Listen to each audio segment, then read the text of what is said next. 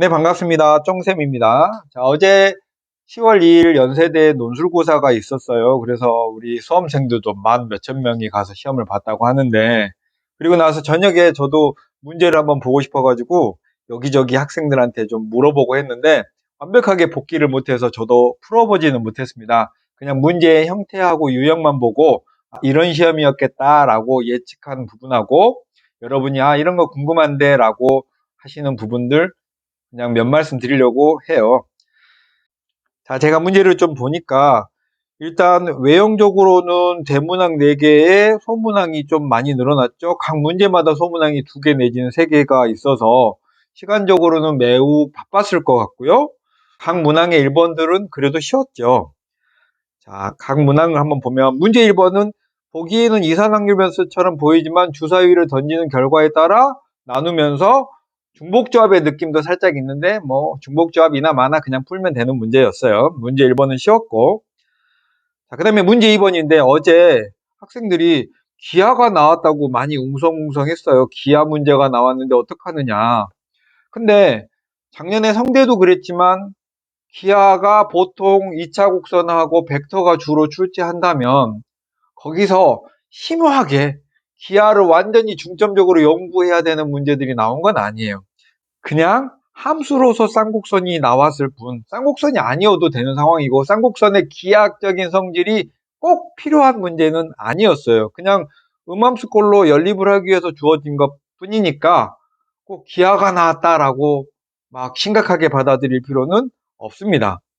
작년에 성대도 포물선을 냈지만 포물선에 그냥 식을 정리하는 정도만 알면 됐지 포물선의 초점거리랑 준선거리가 같다는 내용을 꼭 이용해야 되는 문제는 아니었거든요. 자, 그 다음에 문제 2번은 실제로는 수열처럼 보이지만 자연상수에 관한 내용들이 있었죠. 그리고 이거 함수로 치환해서 미적분의 부등식 문제로 풀어도 될 것처럼 보입니다. 그리고 기하가 아까 말씀드렸듯이 쌍곡선의 느낌이 나는 그냥 그 정도로 꼭 쌍곡선이어야만 되는 건 아니었었죠. 그다음 문제 3번은 작년에 중복조합 문제 있었잖아요. NKR로 표현되는 그런 문제처럼 수열적인 상황에서 여러 문자가 들어있는 식을 일반적으로 해석하는 문제를 냈었고요. 뭐 난도가 꽤 어려웠던 것 같습니다. 어제 시험도 그랬을 거예요. 그 다음에 문제 4번은 저는 커뮤니티에서 학생들이 막 경계 벡터 하니까 내가 모르는 벡터가 있나? 라고 생각을 했었는데 문제에서 경계 벡터라는 단어를 썼더군요.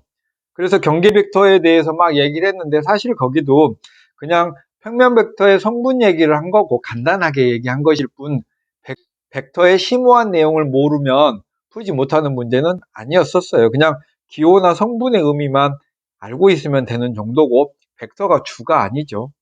자, 제가 애써 기하의 의미를 축소시키려고 하는 게 아니고 기하를 냈다고 하지만 그냥 형식적이고 외형적인 면에서 기호나 수식의 일부만 가져왔어요. 기호나 수식의 일부만.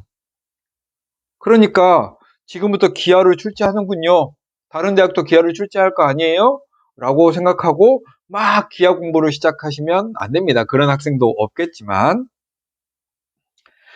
전체적으로는 딱 출제할 만한 것들, 야, 이런 거 내겠구나라고 하는 것들이 냈어요. 근데 제가 예상한 것들은 뭐 제가 창조한 게 아니고 몇 년간의 연대 문제의 변화를 보면서, 확률도 내겠구나, 수요도 내겠구나, 뭐, 요런 느낌. 그 다음에 나머지들은 뭐 변칙적으로 예상 못할 곳에서 내겠구나. 그런데 순차적으로 세워나가는 것들, 이런 거 끈기 있게 푸는 문제들 많이 내겠구나라고 했는데 예상대로 그게 나왔고, 작년 기출하고 그런 유사한 문제들 충분한 기간을 두고 연습했으면 아마 훨씬 더 효과적이었을 거라고 판단했습니다.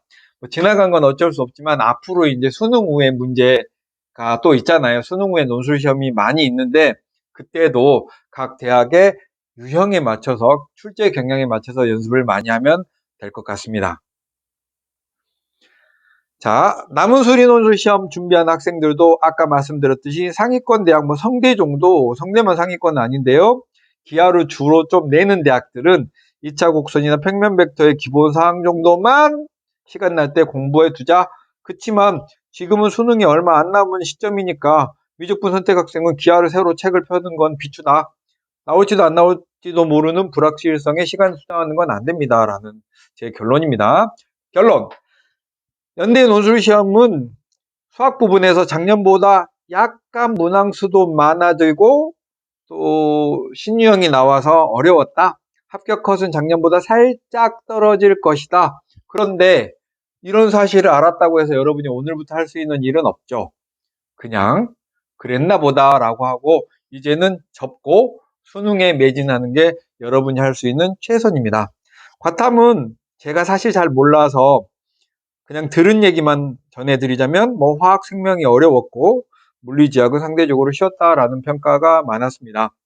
이것도 그런가 보다 하시면 되겠어요. 자, 연대 시험 본 학생들 정말 고생 많이 했어요.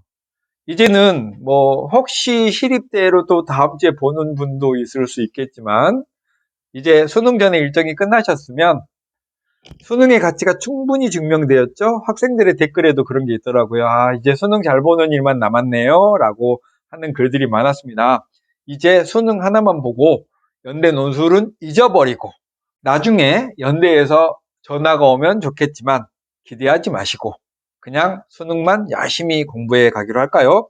다음에 오후 문제랑 완벽히 문제 복원이 조건까지 이루어지면 제가 풀어서 해설은 올리겠습니다. 궁금하시다면 그때 보시면 되겠습니다. 자, 고생 많이 하셨고요. 남은 수능을 위해서 화이팅! 마치겠습니다.